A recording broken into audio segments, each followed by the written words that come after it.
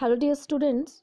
Today we will discuss the session 6, that is protection seedlings, of unit 2, that is nursery management. The first topic is soil treatment. Mrida Upchar. Soil or any planting medium used for nursery may be contaminated by pests. The presence of pests in the medium causes huge losses to the crop in a nursery. Therefore, the medium used for the nursery must be free from infections or infestations. Different methods adopted for soil treatment are as follows. अर्थात मृदा उपचार nursery के लिए इस्तेमाल की जाने वाली मिट्टी या कोई भी रोपण माध्यम कीटों से दूषित हो सकता है। माध्यम में कीटों की उपस्थिति से नर्सरी में फसल को भारी नुकसान होता है। इसलिए नर्सरी के लिए इस्तेमाल किया जाने वाला माध्यम संक्रमण से मुक्त होना चाहिए। मृदा उपचार के लिए अपनाई गई विभिन्न विधियां निम्नानुसार है। अब सॉइल ट्रीटमेंट है, मृदा उपचार है, ये मृदा में उपस्थित जितने भी फंगस है, जितने भी कीट हैं जो उसमें लगाई जाने वाली फसल को रोगग्रस्त और कीटग्रस्त करते हैं, तो उससे बचाने के लिए सॉइल ट्रीटमेंट करना बहुत ज़रूरी है। जो सबसे पहला पॉइंट है सॉइल ट्रीटमेंट का, वो है solarization of soil. In this method, temperature of the soil or medium is raised so high, that is up to 47 degrees Celsius and above, that pests in soil get destroyed. It is a physical method that utilizes the energy of the sun to increase the temperature. It is generally followed in tropical and subtropical India, where the sun is too hot during summers. मिट्टी की solarization, इस विधि में मिट्टी या माध्यम का तापमान इतना ऊंचा उठाया जाता है कि मिट्टी में कीट नष्ट हो जाते हैं, मतलब 47 डिग्री सेल्सियस या फिर उससे ज़्यादा। यह एक भौतिक विधि है जो सूर्य की ऊर्जा का उपयोग तापमान बढ़ाने के लिए करती है। यह आमतौर पर उष्णकटिबंधीय और उपोष्णकटिबंधीय भारत में अपनाया जाता है, जहां ग्रीष्मकाल के दौरान बहुत ऊष्मा अर्थात ऊर्जा होती है। मतलब जिन एरियाज में ड्यूरिंग समर बहुत ज़्यादा ऊष्मा, बहुत ज़्यादा गर्मी पड़ती है, वहाँ पर इस तरह का ट्रीटमेंट सफल रहता है। इस तरह का ट्रीटमेंट ऐसे क्षेत्रों में अपनाया जाता है। तो प्रोसीजर, मतलब इसकी क्या प्रक्रिया है, तो सबसे पहला पॉइंट है, first of all dig out the soil at the site with the beds are to be prepared, कि सबसे पहले उस स्थान की मिट्टी को हम खोदेंगे जहाँ पर हमने वो नर्सरी बेड्स प्रिपेयर करने हैं। After that remove stones, pebbles and weeds, उसके उपरांत उस भूमि में उपस्थित, उस नर्सरी बेड में उपस्थित पत्थर, कंकड़ या फिर खरपतवार हैं, उनको पूरी तरह से हटा दिया जाना चाहिए। After that crush the clods and bring it to fine tilth, clods को क्रश करें और इसे अच्छी तरह से मिलाएं कि उस मिट्टी में उपस्थित जितने भी मिट्टी के ढेले हैं, उस एरिया में उपस्थित मिट्टी के ढेले हैं, उनको अच्छी तरह से हम तोड़ेंगे और बारीक मिट्टी में कन्वर्ट करेंगे। Wait soil conducts heat better than dry soil, so irrigate the area thoroughly, गीली मिट्टी सूखी मिट्टी की तुलना में गर्मी का संचालन अच्छा करती है, इसलिए क्षेत्र को अच्छी तरह से सिंचित करें या उसकी अच्छी तरह से सिंचाई करें। तो इस प्रोसीजर को अपनाने से पहले मिट्टी को अच्छी तरह से गीला करना चाहिए ताकि हीट अच्छे से उसमें कंडक्ट हो सके। Cover the site with a black polythene film of 200 gauge thickness and make the covering airtight by covering the margins with compressed wet mud. This raises the temperature of the soil up to 47 degrees Celsius or above. कि गीली मिट्टी site को क्या करेंगे, हम एक काले polythene या फिर वाइट पॉलीथीन शीट के साथ हम उसको कवर करेंगे, और वो पॉलीथीन शीट जो है उसकी मोटाई 200 गॉज की होनी चाहिए, और मार्जिन्स जो है उनको अच्छी तरह से कवर करना है, वो उठे हुए ना हो, ताकि हीट जो है वो प्रॉपरली, जो रेज है सन रेज, वो प्रॉपरली उसके अंदर ट्रैप हो सके और हीट जो है वो रेज हो। इसीलिए जो पॉलीथीन शीट हम बिछाते हैं उसके इर्द गिर्द उसको अच्छे से गीली मिट्टी के साथ या फिर पत्थरों के साथ उसको कवर करना चाहिए, वो तेज हवा में या वैसे भी वहां से उठे ना, उड़े ना, ठीक है। Next point is with in 5 to 6 weeks the soil is free from any infection और इन्फेस्टेशन। 5 से 6 हफ्तों में मिट्टी में उपस्थित जितने भी कीट होंगे या जितनी भी बीमारी होंगी उससे मृदा जो है वो फ्री हो जाएगी पूरी तरह से। तो ये देखिए एग्जाम्पल है, this is a prepared nursery bed, मतलब ये प्रिपेयर्ड नर्सरी बेड्स हैं दीज आर और इनको पॉलीथीन शीट्स के साथ कवर किया गया है और बाहर से इनको अच्छी तरह से गीली मिट्टी के साथ ढका गया है ताकि प्रॉपर सनरेज जो है वो इसके अंदर ट्रैप हो और इसकी हीट जो है वो अंदर इंक्रीज हो और प्रॉपर सॉइलराइजेशन जो है वो टेक प्लेस करे, वो हो सके। नेक्स्ट है स्टीम ट्रीटमेंट, जिसको हम भाप उपचार कहते हैं। This method is followed in advanced countries and is not common in India. Hot steam is diffused in the soil to control soil-borne pests. The nursery bed is covered with a polythene sheet to make it airtight. Hot steam is supplied mechanically for at least 4 to 6 hours continuously to kill the pest. अर्थात उन्नत देशों में इस पद्धति का पालन किया जाता है और भारत में यह आम नहीं है। देखिए जो हमारी कंट्री जो है that is a developing country, that is not a developed country. तो जितनी भी डेवलप्ड कंट्रीज़ हैं वहाँ पर स्टीम ट्रीटमेंट जो है वो ह्यूज मतलब एक ग्रेट एक्सटेंट में इसको अपनाया गया है, ग्रेट एक्सटेंट में इसको अपनाया जाता है। हमारी डेवलपिंग कंट्री है, मतलब वी आर डेवलपिंग, तो जो डेवलप्ड कंट्रीज़ हैं वो वेल एडजस्टेड, वेल डेवलप्ड हैं, ठीक है, मतलब हर तरह से वो सिक्योर्ड हैं, तो वो जो हैं वो इस तरह का कॉस्टली ट्रीटमेंट जो है वो अपना सकते हैं। मिट्टी में पैदा होने वाले कीटों को नियंत्रित करने के लिए मिट्टी में गर्म भाप का प्रसार किया जाता है, मतलब गर्म भाप उसमें छोड़ी जाती है। नर्सरी बेड को एयर टाइट बनाने के लिए पॉलीथीन शीट से ढका जाता है। फिर सेम वैसे ही सॉइल सॉइलराइजेशन की तरह ही इसमें भी after giving the steam treatment, after applying the steam, polythene sheet के साथ हम नर्सरी बेड्स को कवर कर देते हैं। कीटों को मारने के लिए गर्म भाप को कम से कम 4 से 6 घंटे तक यांत्रिक रूप से आपूर्ति उसकी की जाती है। तो कीट मर जाएं तो इसलिए 4 से 6 घंटे तक हमको स्टीम जो है वो अप्लाई करनी पड़ती है। तो this is the second method of soil treatment.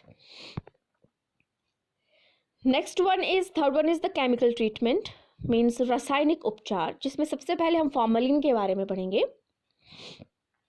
Commercial formaldehyde is available in liquid form. It is an effective fumigant, highly toxic to organisms of plant and animal origin. वाणिज्यिक formaldehyde तरल रूप में उपलब्ध है। यह एक प्रभावी फ्यूमिगेंट है, पौधे और जानवरों के लिए अत्यधिक जहरीला है, ठीक है। तो फॉर्मेल्डिहाइड जो है उसको हम लिक्विड फॉर्म में इस्तेमाल करते हैं और द बेस्ट फ्यूमिगेंट है ये, इससे फ्यूम्स निकलती हैं, ये एक बहुत ज़्यादा इफेक्टिव फ्यूमिगेंट है to kill the insect pest and fungus in the soil. लेकिन ये ह्यूमन बींग्स के लिए, एनिमल्स के लिए, हम लोगों के लिए ये हानिकारक है, ठीक है। Next point is, beds of desired size are prepared and diluted solution of formalin is drenched at the rate of 4 to 5 liters per square meter area. The solution percolates up to a depth of 15 to 20 centimeter.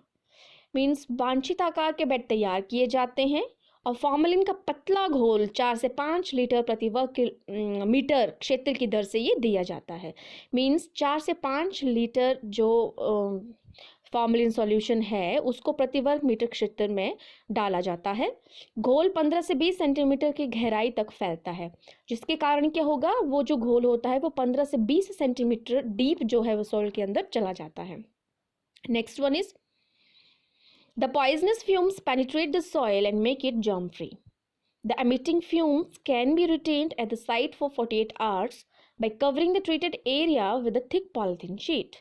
Remove the cover after 48 hours of treatment.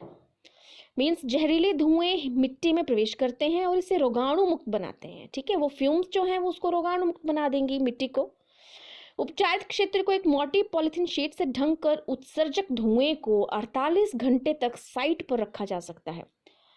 Polythene sheet से हम उसको cover कर देंगे तो वो जो fumes होंगे वो इनसाइड ही रहेंगी, उस पॉलीथीन शीट के इनसाइड ही रहेंगी, लगभग 48 घंटों के लिए, और उपचार के 48 घंटों के बाद हम कवर को निकाल देते हैं। The bed is kept open for 7 to 8 days prior to seed sowing.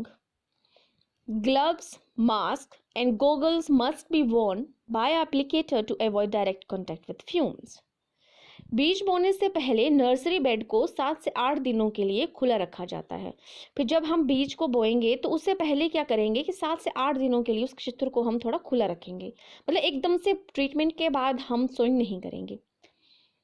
बीज की जर्मिनेशन परसेंटेज है वो खराब हो सकती है, वो अच्छी नहीं होगी, अदरवाइज उस फॉर्मेलिन के कारण वो बीज भी अफेक्ट होगा। तो इसलिए लगभग हमें 1 से 1.5 हफ्ता रुक कर हम उसमें बिजाई करनी चाहिए। धुएं के साथ सीधे संपर्क से बचने के लिए एक आवेदक द्वारा दस्ताने, मास्क और काले चश्मे पहने जाने चाहिए। फ्यूम्स है that is dangerous for our health, तो we have to wear mask, gloves and goggles at the time of applying formalin solution. ठीक है, तो ये देखिए फॉर्मेलिन सॉल्यूशन जो ट्रीटमेंट है उसका एग्जांपल है कि एप्लीकेशन ऑफ फॉर्मेलिन ऊपर दी जा रही है, वाटर कैन के थ्रू इसको हम अप्लाई कर रहे हैं। और नेक्स्ट इसमें आप देख सकते हैं, यहाँ पर देखो पॉलीथीन शीट जो है वो बिछाई गई है दूसरी पिक में। ठीक है, next one is the fungicides. In nurseries, soil-borne pathogens are responsible for diseases like wilt, rots, and damping off. Fungicides like Captan and Carbendazim can be applied to the soil. तो fungicides जिसको हम हिंदी में फफूंदनाशक भी कहते हैं, नर्सरियों में मिट्टी से पैदा होने वाले रोग जनकों को बीमारियों के लिए जिम्मेदार माना जाता है, जैसे कि विल्ट, रोट्स और डैम्पिंग ऑफ है। ठीक है, ये नर्सरी की मेन बीमारी है। फफूंदनाशक जैसे कैप्टन और कार्बेंडाजिम को मिट्टी में मिलाया जा सकता है। तो इन बीमारियों से की रोकथाम के लिए जो fungicides and different kind of फफूंदनाशक जो है उनसे भी हम सॉइल ट्रीटमेंट करते हैं। Next one is insecticides. नाम ही बता रहा है इंसेक्ट्स, पेस्ट मतलब कीटनाशक हैं ये। ठीक है, larvae of many insect pests inhabiting soil may be a severe problem to nursery plants. These pests can be checked by the application of insecticides in the soil. अब इंसेक्टिसाइड्स मतलब कीटनाशक। कई कीटों के लार्वा मिट्टी का निवास नर्सरी पौधे के लिए एक गंभीर समस्या हो सकती है। तो कई कीटों के जो लार्वा मतलब जो इमेच्योर स्टेज, क्रॉलिंग स्टेज आपने देखी होगी, एक रेंगने वाले कीड़े आपने फ्लैश वाले वो देखे होंगे मिट्टी में। ठीक है, वो होते हैं लार्वे।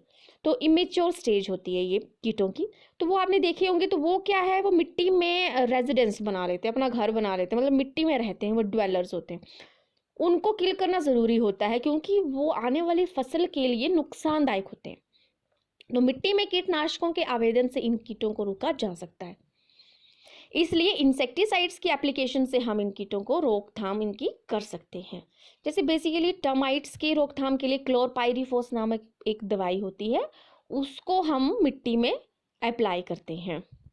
ठीक है, फोरेट भी हो गया, कार्बोफुरॉन भी हो गई। तो ये बड़े इंसेक्टिसाइड्स हैं जिनको हम मिट्टी में अप्लाई करते हैं to prevent the crop from different kind of insect pest. Next method is biological method, जिनको हम बायो एजेंट्स कहते हैं। Certain biological agents like Trichoderma species are found effective against wilt-causing and rotting fungi present in the soil. And Pseudomonas control fruit or stem rot. These bioagents are used at the rate 10 to 15 gram per square meter and are mixed well in the soil while preparing the beds. Seeds should be sown 2 to 3 days after the application of bioagents. तो जैविक विधि means जैव agent, trichoderma species जैसे कुछ जैविक एजेंटों को wilt नामक बीमारी और मिट्टी सड़ने वाली कवक जो कि मृदा में उपस्थित होती है के लिए प्रभावी पाया जाता है। ठीक है, मतलब जो रोटिंग फंजाई है या विल्टिंग है तो उसके लिए ट्राइकोडर्मा जो है वो that is very effective. And Pseudomonas फल या स्टेम रोट को नियंत्रित करते हैं, और जो सुडोमोनास बायोलॉजिकल एजेंट है वो फ्रूट या फिर स्टेम रोटिंग को कंट्रोल करता है। इन जैव एजेंटों का उपयोग 10 से 25 ग्राम प्रति वर्ग मीटर के दर से किया जाता है। ठीक है, और बेड तैयार करते समय मिट्टी में अच्छी तरह से इनको मिला दिया जाता है। जैव अभिकर्ताओं के आवेदन के 2 से 3 दिन बाद बीज बोए जाने चाहिए। और जब भी हम बायोलॉजिकल एजेंट्स को अप्लाई करते हैं तो उससे 2 से 3 दिन के बाद ही हमको उनको जो है वो इस्तेमाल करना, मतलब उसके बाद ही हमें जो बिजाई है वो करनी चाहिए। ठीक है। Next one is seed treatment, जिसको हम बोलते हैं बीजोपचार, बीज का उपचार करना। It is very important to treat the seeds. Seed treatment with fungicides has been found to be effective against seed-borne as well as seed-borne pathogens, soil-borne pathogens.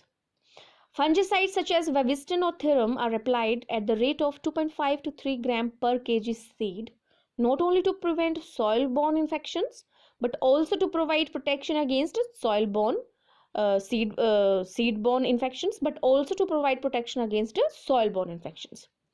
तो फफूंदनाशकों के साथ बीज उपचार बीज जनित साथ ही मिट्टी जनित रोग जनकों के खिलाफ प्रभावी पाया जाता है।